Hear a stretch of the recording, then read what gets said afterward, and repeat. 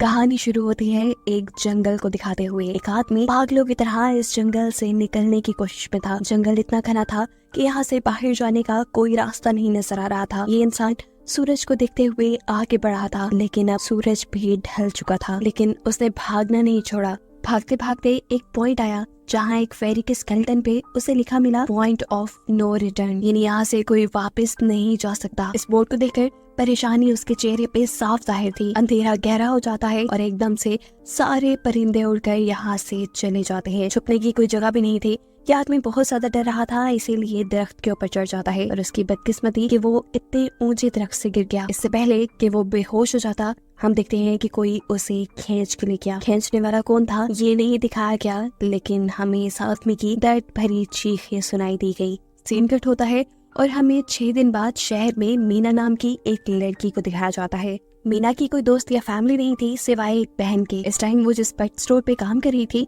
उसके बॉस उसे एक पैरट को जू पे छोड़कर आने का ऑर्डर देते हैं। मीना इस पैरट को उठाकर अपने घर ले जाती है क्योंकि उसे अगले दिन जू जाना था। रात उसने इस पैरट के साथ गुजारी और फिर सुबह होने पर वो इस पैरट को लेकर जू के लिए निकल गई। लंबी सड़क पर चलते चलते एकदम से शायद उसने गलत टर्न ले लिया और वो पहुंच गई जंगल के बीचों बीच। ये वही जंगल था जहां हम पहले एक आदमी को गायब होता देख चुके हैं। पहले तो वो अपनी गाड़ी के जरिए ही इस जंगल के अंदर जाती रही, लेकिन जब उसे यहाँ से बाहर निकलने का रास्ता समझ नहीं आया तो उसे इस गाड़ी से उतरना पड़ा। उसे लगा कि शायद यहाँ करीब कोई होगा जिससे वो मदद मांग ले। वो अपने पैरट को लेकर आगे बढ़ने लग जाती है। अंधेरा भी गहरा होता जा रहा था। एकदम से पहले की तरह ही सभी परिंदे इन दरख्तों से उड़ जाते हैं। मीना को अब डर लगने लगा था क्योंकि जमीन भी जोर जोर से हिल रही थी। उसे अपने करीब किसी के होने का भी एहसास होता है। दूर एक बूढ़ी औरत भाग रही थी। मीना भागते हुए उसका पीछा करती है। वो उसे मदद मांग रही थी, लेकिन वो औरत रुकती नहीं, भागती रहती है। मीना जब उसका पीछा करते करते थक गई तो वो वहाँ रुक गई। उसके रुकने पर बूढ़ी औरत ने उसे आवाज देकर कहा, अगर जिंदा रहना चाहती हो तो तेजी से भागकर हमारी तरफ आओ। ये सुनते ही मीना दोबारा उस बूढ़ी औरत की तरफ भागी और वो बूढ़ी औरत उसका हाथ पकड़कर उसे एक घर में ले आई। घर आते ही उसने इस घर को लॉक कर लिया। ये कोई घर नहीं था बल्कि एक काफी अजीब कमरा था जिसपे एक बहुत बड़ा सा मिरर लगा हुआ था। इस बूढ़ी औरत के साथ यहाँ 2 और लोग भी थे। मीना घबराकर इन लोगों से पूछती है ये कौन सी जगह है। ये लोग कोई जवाब नहीं देते और उसे मिरर के सामने खड़े होने को कहते हैं क्योंकि कोई उन्हें देखने आने वाला था। मीना पूछती है आखिर कौन देखने आ रहा है, तो वो बूढ़ी औरत मेडेलाइन जवाब देती है हमें वॉचर्स देखने आ रहे हैं। एकदम से यहाँ अजीबोगरीब आवाजें भी गूंजने लगी। इस बूढ़ी औरत ने बताया कि वॉचर्स तुम्हारे आने से खुश हैं, वो यहाँ तालियां बजा रहे हैं तुम्हारे लिए। मीना बुरी तरह कंफ्यूज थी। मेडेलाइन जिन्हें वॉचर्स कह रही थी उन्हें ना तो अभी तक मूवी में दिखाया गया और ना ही मीना या किसी और ने उन्हें देखा था। ये रात गुजर जाती है। सुबह होने पर ये लोग इस जगह से बाहर निकल आते हैं। मेडेलाइन बताती है कि वो वॉचर्स सिर्फ रात में ही बाहर निकलते हैं, दिन के वक्त हम लोग जंगल में आजाद घूम सकते हैं। मीना को इस जंगल में नहीं रहना था। वो यहाँ से निकलने के लिए आगे बढ़ जाती है, पर मेडेलाइन कहती है ये तुम्हारा अच्छा फैसला नहीं, इस जंगल से बाहर निकलने का कोई रास्ता नहीं है। रात होने से पहले पहले हमें इस घर में वापस आना पड़ता है। अगर तुम लेट हो गई तो तुम अपनी जान से हाथ धो बैठोगी। मीना किसी की बात नहीं सुनती और अपने पैरट को लिए आगे बढ़ती रहती है। आगे बढ़ने पर उसे भी वही साइन दिखाई दिए, पॉइंट ऑफ नो रिटर्न वाले। इन्हें देखकर वो घबरा तो गई, लेकिन पहले वाली लड़की की तरह ही वो सूरज को देखकर सूरज की डायरेक्शन में आगे बढ़ती रही, पर जंगल से निकलने में कामयाब नहीं हो सकी। एकदम से उसे जमीन के नीचे हलचल महसूस हुई। वो डर गई और वापस उसी घर की तरफ भागी। वो हार चुकी थी। यहाँ मेडेलाइन उसे हौसला देती है और कहती है कि सिर्फ तुम ही नहीं जिसने यहाँ से निकलने की कोशिश की और हार गई, हम भी तुम्हारी तरह ही हार कर यहाँ रुके हैं। यहाँ से बाहर निकलने का कोई रास्ता नहीं। ये जंगल आत्माओं को अपनी तरफ लेकर आता है और फिर अजीब अजीब चीजें इंसानों को दिखाता है। ये तुम्हें पागल भी कर सकता है, इसीलिए अगर जिंदा रहने चाहती हो तो हमारे साथ ही रहो। ये जंगल एक शिकारी है और हम सब उसका शिकार। मेडेलाइन उसे पॉइंट ऑफ नो रिटर्न वाले काफी सारे साइन बोर्ड दिखाती है जो कि जंगल में गोल दायरे में लगाए गए थे। मेडेलाइन बताती है कि ये हमारे घर से आधे दिन के फासले पे लगे हैं। अगर इससे आगे गए तो वापस लौटना मुश्किल हो जाएगा, इसलिए कभी भी ये तुम्हें नजर आए तो तुम इन्हें इग्नोर मत करना। मीना पूछती है ये सब किसने बनाया, तो वो जवाब देती है ये एक प्रोफेसर ने बनाया था। रात हो जाती है कि लोग वापस उस घर के अंदर आ जाते हैं। हर रात वॉचर्स उन्हें देखने के लिए आते थे। आज कीरा नामी लड़की उनके सामने डांस करती है और कहती है ये सब उन्हें पसंद है। ऐसा नहीं था कि इन चारों को हर रात वॉचर्स के सामने खड़ा ही रहना पड़ता था। ये लोग जो चाहते वो कर सकते थे, लेकिन उनकी तरफ अपनी कमर नहीं कर सकते थे। रात में तो इन्हें सिर्फ वॉचर्स का मसला था, लेकिन दिन में भी इन्हें बहुत मुश्किलों का सामना करना पड़ता था। ये जंगल से हर रोज कुछ न कुछ हंट करके लेके आते थे, जिनसे इनका गुजारा होता था। अगले दिन कीरा और मीना दोनों जंगल में खाना इकट्ठा करने के लिए जाती है। मीना कीरा से सवाल करती है आखिर ये वॉचर्स चाहते क्या हैं? कीरा बताती है मुझे भी कुछ खास नहीं पता, लेकिन मैडेलाइन के पास एक थ्योरी है। उसके मुताबिक ये वॉचर्स हमें देखते हैं, हमें ऑब्जर्व करते हैं, लेकिन अगर हमने इन वॉचर्स को देखा तो हम पागल हो जाएंगे। कीरा अब उसे एक गधा दिखाती है और कहती है ऐसे बहुत से गधे जंगल में मौजूद हैं। दिन के वक्त ये सारे के सारे वॉचर्स इन गढ़ों में रहते हैं और रात में वो यहाँ से बाहर निकल आते हैं। मीना कीरा को बताती है कि उन्हें यहाँ फंसे हुए 6 महीने हो गए हैं। कीरा का हस्बैंड जंगल में रास्ता ढूंढने के लिए निकला है। उसे उम्मीद है कि वो जरूर रास्ता ढूंढ कर वापस आएगा और वो लोग यहाँ से बाहर निकल पाएंगे। हमें मालूम होता है कि असल में कीरा का हस्बैंड वही आदमी था जिसे हमने मूवी के स्टार्ट पे देखा, जिसे को यहाँ से ले गया। अपने घर के करीब वापस आने पर मैडेलाइन मीना को 3 रूल समझाती है यहाँ पर जिंदा रहने के। सबसे पहला कि वो रात के वक्त अपने घर का दरवाजा नहीं खोलेगी। दूसरा कि रात में वो आईने की तरफ अपनी कमर नहीं करेगी। और तीसरा ये कि दिन के वक्त वो उन गढ़ों के पास नहीं जाएगी और जितना हो सके रोशनी में रहेगी। अब इस रात मीना उन वॉचर्स के बारे में जानना चाहती थी, इसलिए वो मिरर के साथ कान लगाकर आवाजें सुनने की कोशिश करती है। जब उसे कुछ सुनाई नहीं देता तो वो मिरर की तरफ अपनी कमर कर लेती है और ऐसा करने पर उन वॉचर्स को गुस्सा आ चुका था।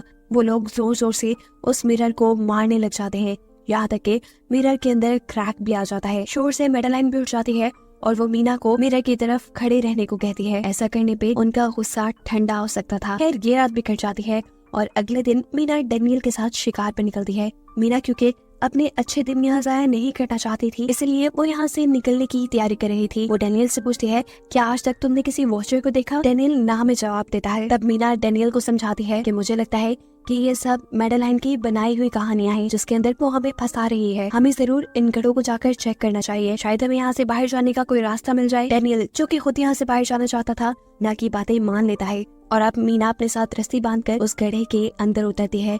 रस्सी का दूसरा सिरा डैनियल ने पकड़ा हुआ था कि अगर मीना को कुछ भी हो वो जल्दी से मीना को बाहर की तरफ खींच ले। मीना नीचे गड्ढे में पहुंच जाती है जहां उसे बहुत सारे इंसानों का सामान मिलता है।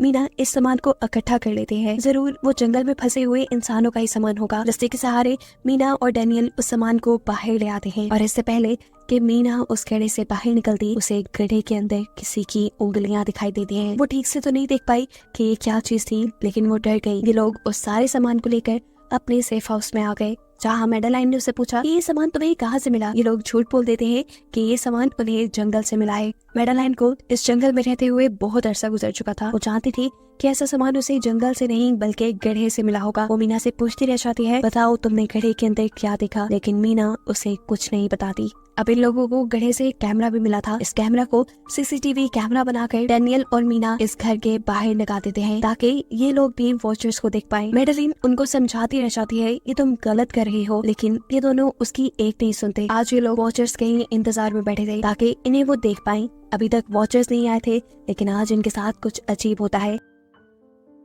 उनका दरवाजा खटखटाया जाता है। ये लोग कैमरे से देखते हैं तो वहाँ उन्हें इंसानी टांगे दिखाई दे रही थी। बाहर जो कोई भी था वो कीरा के हस्बैंड की आवाज में बात कर रहा था। कीरा को लगा कि जरूर उसका हस्बैंड यहाँ से बाहर निकलने का रास्ता ढूंढ आया है। वो जल्दी से उठकर के दरवाजा खोलने के लिए जाती है, लेकिन मैडेलाइन उसे रोक देती है और कहती है तुम ये दरवाजा नहीं खोल सकती, मैं जानती हूँ बाहर तुम्हारे हस्बैंड नहीं है। कीरा को मैडेलाइन की बातों पे यकीन नहीं था, इसलिए मैडेलाइन कहती है तुम इसका इम्तिहान ले लो, तुम मुझसे कोई ऐसी बात पूछो जिसके बारे में सिर्फ तुम या तुम्हारा हस्बैंड जानता हो। कीरा बाहर खड़े हुए इंसान से एक किताब के बारे में सवाल करती है जिसके बारे में उसे पता होना चाहिए था, लेकिन जब बाहर खड़ा हुआ इंसान कोई जवाब नहीं देता तो ये समझ जाते हैं कि ये वॉचर ही है। ये जब दरवाजा नहीं खोलते तो वॉचर इनके बाहर लगाए हुए कैमरा को तोड़ देता है।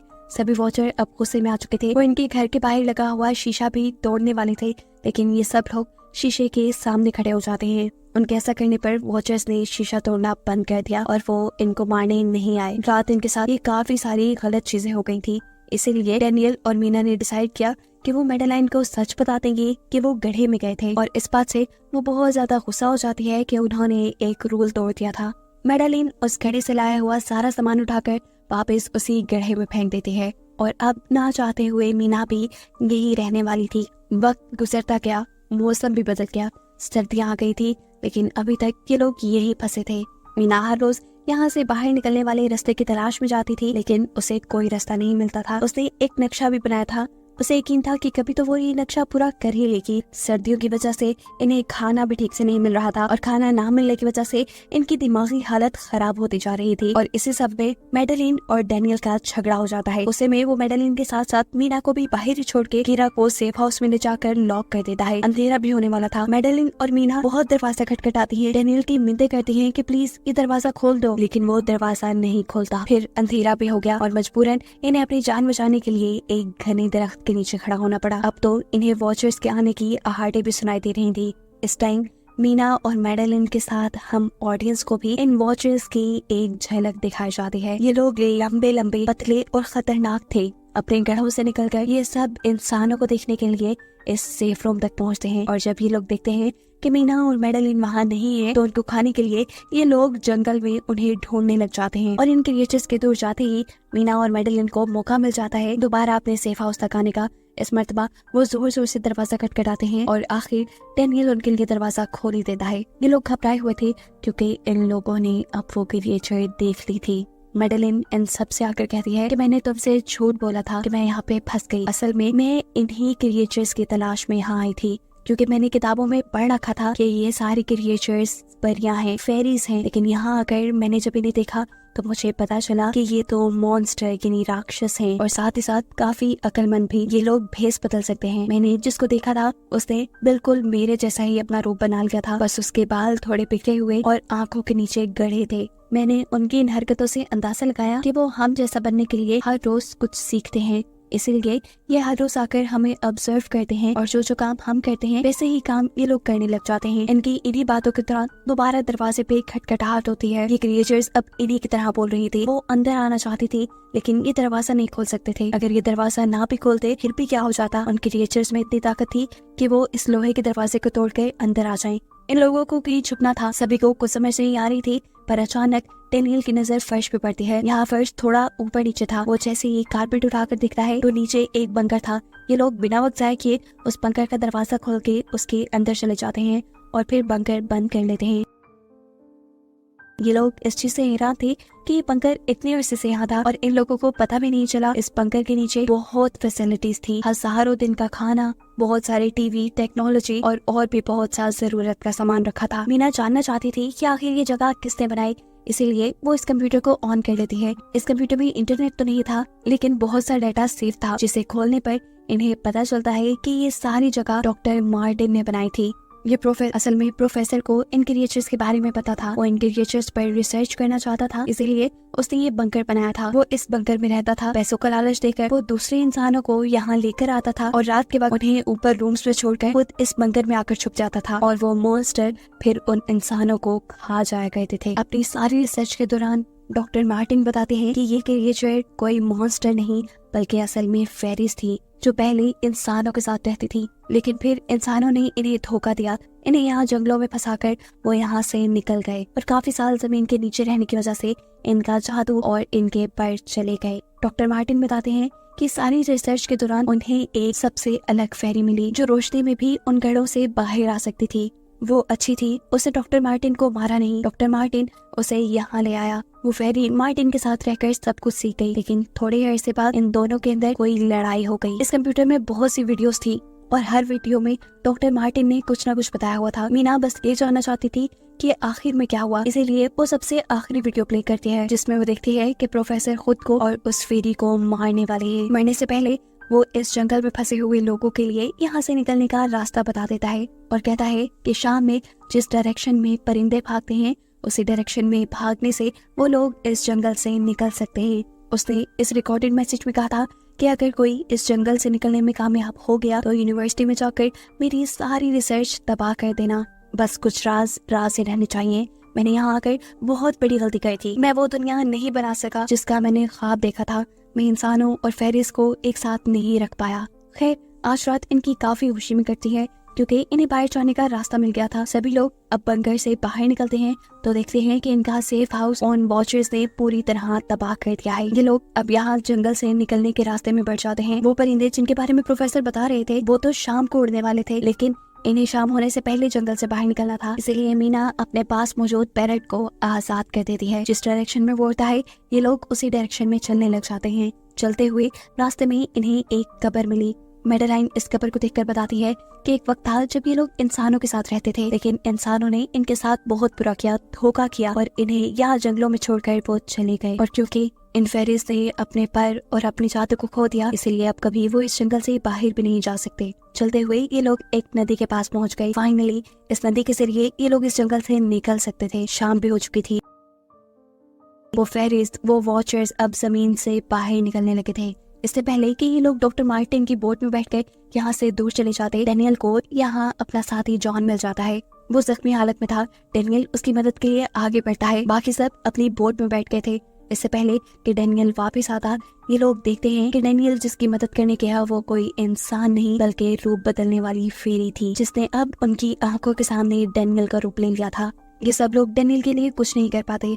उस फेरी ने अब डेनियल के माथे पे एक निशान बनाते हुए उसे जान से ही मार डाला था। इन्हें मालूम होता है कि फेरीज ये नदी पार नहीं कर सकती और फाइनली ये लोग खुद इस नदी को पार करके शहर तक पहुंच जाते हैं। सीन कट होकर हमें दिखाया जाता है कि अब मीना डॉक्टर मार्टिन के कहे के मुताबिक उनकी यूनिवर्सिटी में उनका सारा डाटा खत्म करने के लिए आई है। और इससे पहले कि वो उनका रिसर्च डाटा डिलीट करती, उसे इसके जरिए एक नई बात पता चलती है कि जब हजारों साल पहले इंसान और फेरीज एक साथ रहते थे तो तब इनकी शादी भी हो जाया करती थी। ऐसे इंसानों और फेरीज के बच्चे भी हुए जिन्हें हाइब्रिड्स कहा जाता है। उसे यहाँ पे ये बात भी पता चली कि मेडेलाइन जो उन्हें वहाँ मिली थी वो कोई और नहीं बल्कि प्रोफेसर की वाइफ ही थी। वो कंफ्यूज हो जाती है कि मेडेलाइन ने उसे ये बातें क्यों नहीं बताई। इस सारी कंफ्यूजन को शेयर करने के लिए वो कीरा के पास आती है और उसे बताती है कि जिस मेडेलाइन से हम जंगल में मिले थे वो असल में प्रोफेसर मार्टिन की वाइफ थी, लेकिन उसने हमें ये सच्चाई इसलिए नहीं बताई क्योंकि वो खुद एक इंसान नहीं बल्कि एक भेस बदलने वाली फेरी थी। ये सुनकर कीरा हैरान हो जाती है। असल में काफी सालों पहले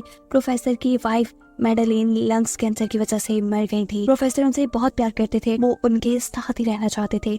और फिर प्रोफेसर को पता चला इन भेस बदलने वाली फेरीज के बारे में। अपनी वाइफ की फोटो दिखाते हुए उसने उस फेरी को मेडेलाइन जैसा बना दिया। अभी ये सारी बातें मीना बता ही रही थी तो एकदम से उसे पता चला कि वो ये सारी बातें कीरा को नहीं बल्कि मेडेलिन को ही बता रही है, जिसने इस वक्त कीरा का भेस बदला हुआ था। जैसे ही असली कीरा यहाँ आती है मेडेलिन उसे बेहोश कर देती है, जिसके बाद वो फौरन मीना पे हमला करने के लिए आगे बढ़ती है ताकि उसका राज राज ही रहे। इससे पहले कि वो मीना को मार देती, वो उससे कहती है मैं इकलौती थी जो जंगल में सबसे अलग थी। वहाँ सारी फेरीज मेरा मजाक उड़ाती थी। मैं दिन के वक्त भी बाहर निकल सकती थी। इसी गुस्से में उन्होंने मुझे वहाँ से बाहर निकाल दिया। तब मीना उसे कहती है तुम अलग नहीं थी, तुम बहुत ज्यादा खास थी। असल में तुम हाइब्रिड हो, आधी इंसान और आधी फेरी हो। इसी वजह से तुम फेरीज के साथ भी रह सकती हो और इंसानों के साथ भी, और यही वजह है कि तुम उस जंगल से बाहर निकल आई। मीना के सारा सच बताते ही एकदम से मेडेलिन के पास उसके पैर और उसके जादू वापिस आ जाता है, जिसके बाद वो मीना को यही छोड़कर यहाँ से उड़ जाती है। अब कहानी